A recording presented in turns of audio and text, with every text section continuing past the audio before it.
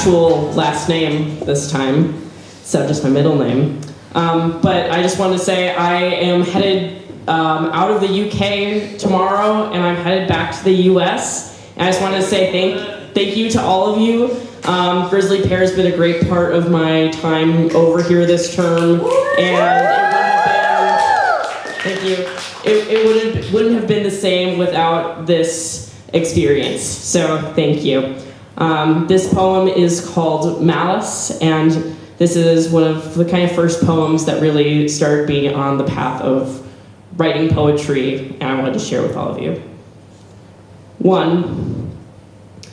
Every year, spring air breathed life into grass, their soft blades pressed beneath my toes.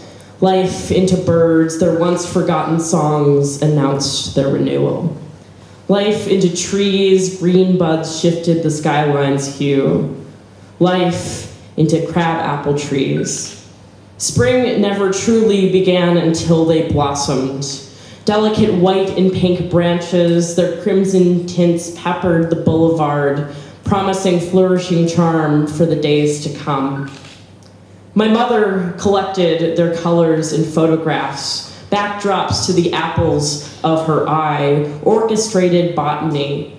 Little girls, her saplings' rosy cheeks, striped dresses freshly laundered, and not a petal out of place.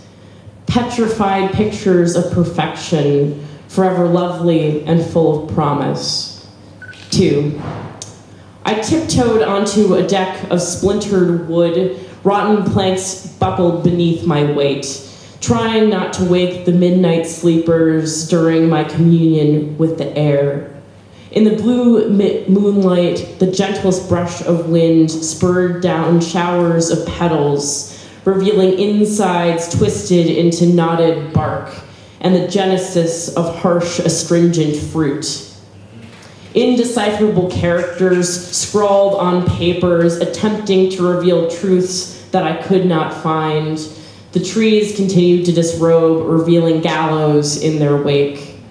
While observing the plummeting petals, the tree beneath my body scratched through sheets, prodding at the bitter core born from sweet yesterdays. 3. Crab apples fell from barren branches, red and yellow swirled together in countless misshapen globes amongst orange maple leaves. Chubby hands prodded their flesh with dirty fingernails, hungry mouths salivating. You know those are poisonous, right? Repeated again and again by nameless voices. When I see the fruit, my mind prickles with the warning. Crab apples, danger, do not eat. That fruit's colorful flesh conceals, like that of a deceitful snake, the poison that lies underneath. Years later, reality was revealed. The apples were harmless. A pang of betrayal arose in my stomach. I would not have relished in a dusty feast, delighting with pulp on my chin, but their nature was obscured. I was unable to taste their tartness for myself, unable to learn my own truth of the crab apple. 4. After play ceased for the day, we went inside to learn of the tree of the knowledge of good and evil. Eve and Adam were warned from their apples too. Dangerous, corrupting flesh stemmed from divine tree branches. I read the thin, scritta pages of my Bible, confused. I questioned his decision to place fruit with luscious swirls of red and yellow amongst bright orange maple leaves. How could it be that knowledge preceded decay, that truth wrought sin, that goodness commands obedience? Now, what a cosmic irony, that beautiful skin marked as poison, while sharp, bitter, and acrid, was ultimately benign, causing no pain but stomach aches and the sweet taste of knowledge.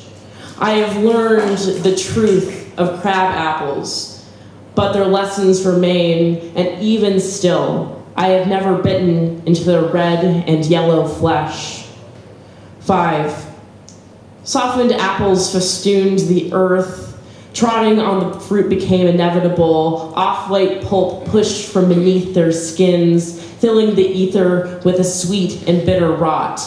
Decay breeds nostalgia for a prior time, before longing for desires never tasted, before queries of knowledge and sin, before sour tastes and irritable natures, before knotted bark and gallows and questions I could not answer, before crab apples fell.